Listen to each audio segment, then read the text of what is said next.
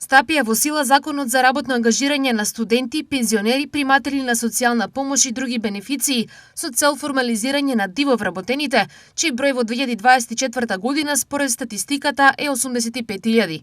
Податоците на Државниот завод за статистика покажува дека во 2024 година во земјава имало околу 694.000 вработени, од кои приближно 85.000 биле неформално ангажирани. Тоа е сериозен предизвик кој бара системски, а не адхок решенја. Министерството за економија и труд и досега превземаше мерки преку оперативниот план за вработување, но анализите покажуваат дека дел од лицата остануваат надвор од формалните текови и покрај тоа што тие што веќе добија поддршка од оперативниот план веќе започнале со својата работа.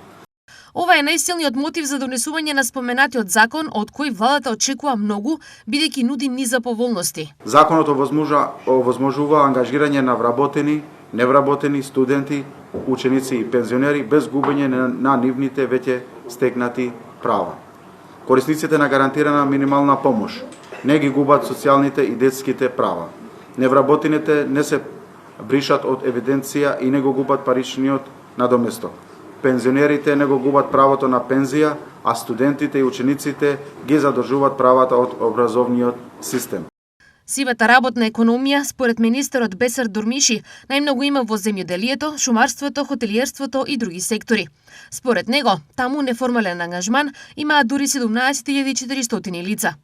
Паралелно во сила веќе е и законот за поддршка на инвестициите кои на компаниите може да им овозможи до 4.400 евра по вработен.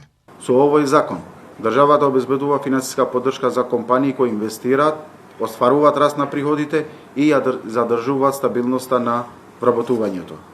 Поддршката е насочена кон нови вработување со повисоки плати, при што компаниите може да добијат 20 до 20% од исплатената нето плата, односно до 4.400 евра годишно по лице, како и значителна поддршка за истражување и развој, до 50% од оправданите трошоци и максимален износ до милиони евра.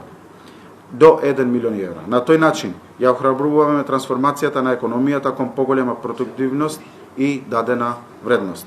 Комбинацијата од овие два закони значи истовремено сузбивање на сивата економија и активна финансиска поддршка на формалната економија.